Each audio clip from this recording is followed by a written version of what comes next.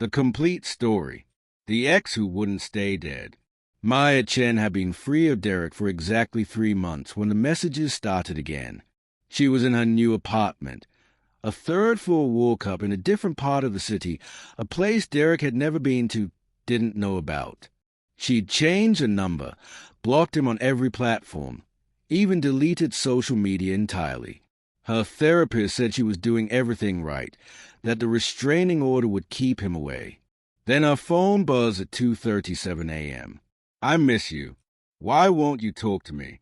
Maya's blood turned to ice. Unknown number. But she knew that texting style, the lack of punctuation in the second sentence, the passive-aggressive guilt trip. Derek. Her hands shook as she blocked the number. She tried to go back to sleep, but every sound in the old building, creaking pipes, neighbors moving around, wind against windows, made her jump. The next message came 2 nights later. Different number. "I saw you today. You look beautiful in that blue jacket. Are you avoiding me?" Maya hadn't left her apartment in a blue jacket. She didn't own a blue jacket. She immediately called Detective Rodriguez, the officer who'd handled her restraining order case. "Ms. Chen, I checked our system. Derek Pierce was killed in a car accident 6 weeks ago. Single vehicle collision on Highway 9. He's dead." The phone nearly slipped from Maya's hand. That's not possible. He's texting me. Someone might be harassing you using his name.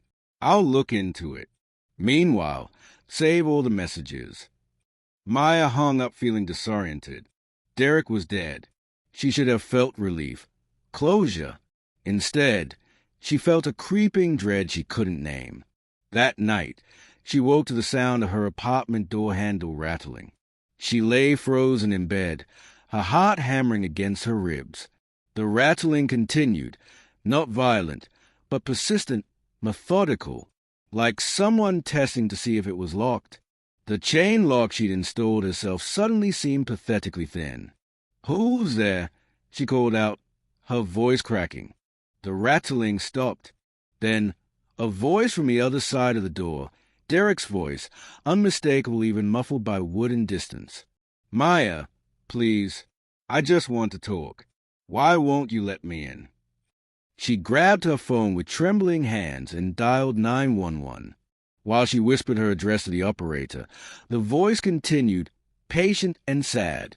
"I know I made mistakes, but you can't just throw away what we had. You can't just leave me like this." "The police are coming," Maya shouted. "Leave now or they'll arrest you." A long silence. Then, "You called the police on me? After everything I've done for you?" The voice grew harder, angrier. "You ungrateful bitch. You're going to regret this." Footsteps retreated down the stairs. When the police arrived 12 minutes later, they found no one. No sign of forced entry, no evidence anyone had been there at all. The officers took her statement with expressions that grew increasingly skeptical when she mentioned Derek's death. "You've been under a lot of stress," one officer said carefully. "Sometimes our mind plays tricks on us, especially after trauma. Have you considered talking to someone?" After they left, Maya sat on her couch until dawn, every light in the apartment blazing. She called Derek's brother, Marcus, the next morning. They'd met twice during her relationship with Derek, awkward family dinners where Marcus had seemed uncomfortable, like he knew something was wrong but didn't know how to address it. "Marcus, I know this is going to sound crazy, but I need to know. Derek's funeral. Did you actually see his body?" Long pause. "Maya, why are you asking this?" "Please, just answer." "It was a closed casket. The accident, the fire damage was too severe. But yes, we identified him. His dental records, his personal effects. It was him." His voice softened. "I know he put you through hell, but he's gone now. You're safe." She wasn't safe. She knew it with a certainty that lived in her bones. The incidents escalated. She'd come home to find her apartment door unlocked, even though she'd triple-checked it that morning. Items would be moved. Her toothbrush on the wrong side of the sink, a coffee mug in a cabinet she never used, her laptop open to photos from her relationship with Derek. Her new neighbor, Mrs. Kowalski, mentioned seeing a man in the hallway. He was just standing outside your door. I asked if I could help him, and he said he was your boyfriend. Tall man, dark hair, nice smile. But there was something wrong about his eyes. What do you mean, wrong? Mrs. Kowalski's expression grew troubled. They were empty, like looking into a doll's eyes. Just nothing there. Maya installed a doorbell camera. The footage showed her hallway, empty and mundane, hour after hour. But then she noticed something that made her skin crawl. At 3:47 a.m., the camera glitched, just for a second, the image distorting. When it cleared, there were wet footprints leading to her door. Footprints that hadn't been there before. The camera didn't capture who made them. They just appeared. She took the footage to Detective Rodriguez.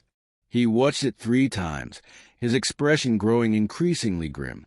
Ms. Chen, I'm going to be straight with you. I visited Derek Pierce's grave yesterday. The groundskeeper noticed something unusual. The earth had been disturbed. We exhumed the casket this morning. Maya's throat constricted, and it was empty. The casket was empty. No body, no remains.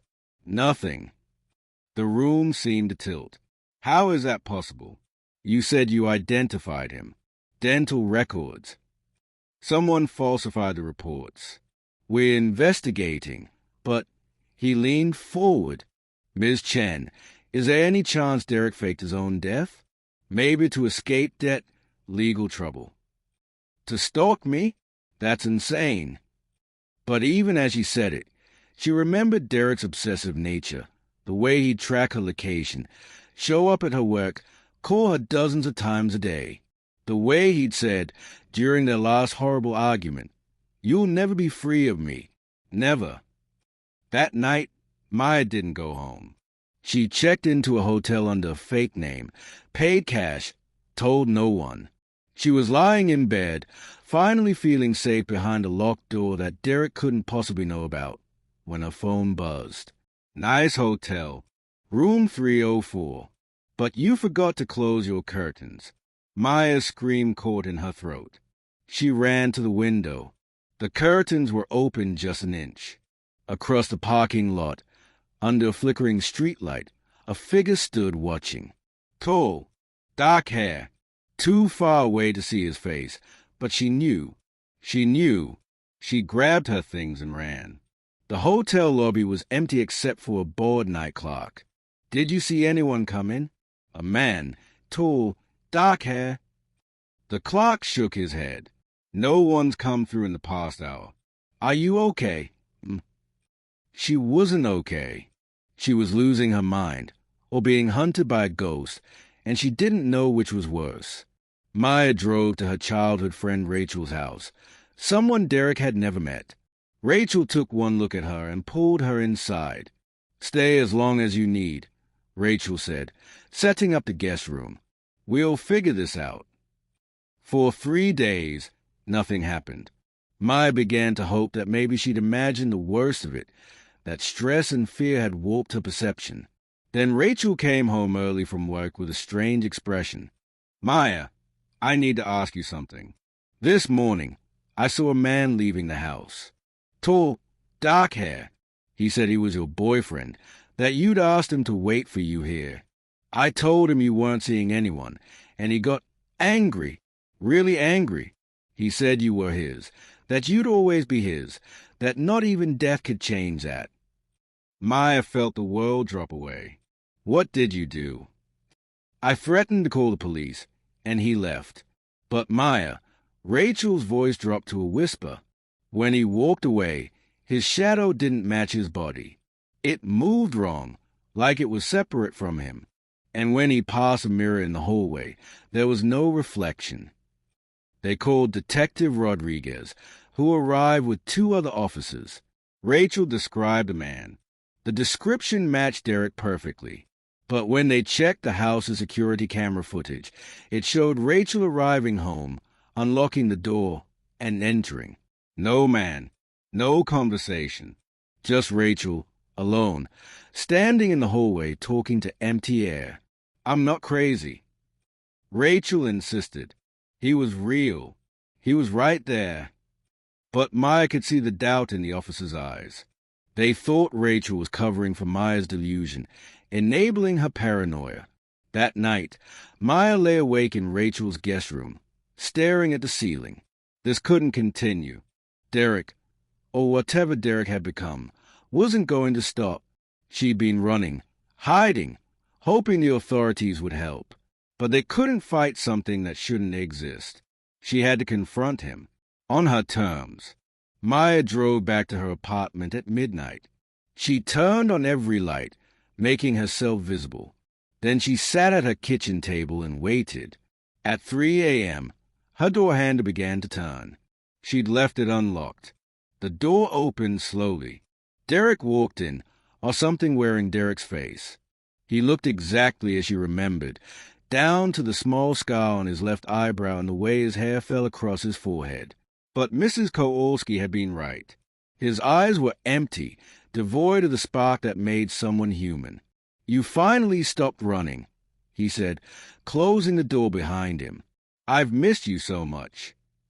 You're dead, Derek. Maya's voice was steadier than she felt. I spoke to your brother. I saw the evidence.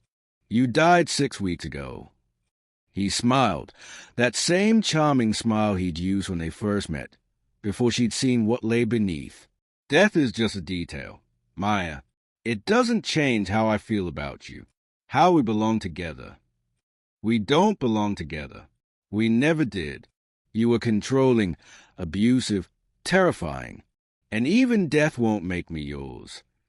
His expression shifted, the mask cracking. You don't get to decide that. You're mine.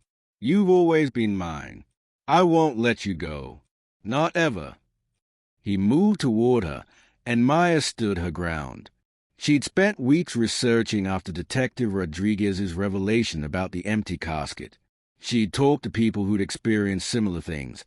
Stalkers who seemed to transcend death, obsessions so powerful they warped reality itself. She'd learned something crucial. These entities, whatever they were, fed on fear. Acknowledgement gave them power. The only way to banish them was to refuse their reality. No, Maya said firmly. You're not real. Derek Pierce is dead. You're just an echo, a shadow, a manifestation of his obsession. But I'm alive, and I'm taking my life back. You have no power over me. You never did. The thing wearing Derek's face flickered, like a bad television signal. Maya, please. Get out.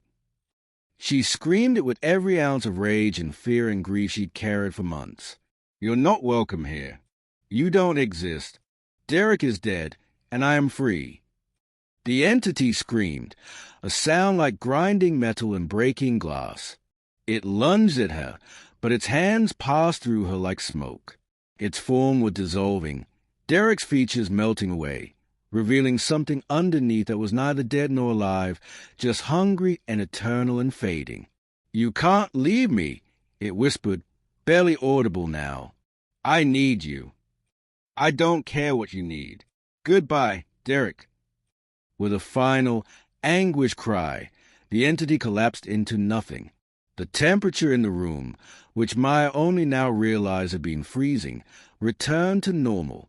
The oppressive weight that had been crushing her chest for weeks suddenly lifted. Maya stood alone in her apartment, shaking, tears streaming down her face. Her phone buzzed. One final message from an unknown number. I'll always love you.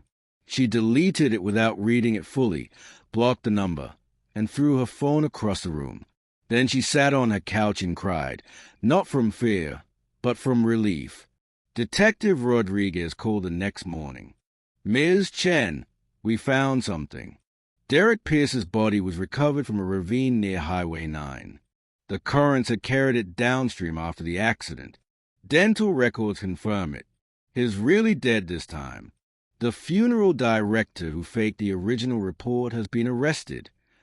I know, Maya said quietly. I know he's dead. The incident stopped.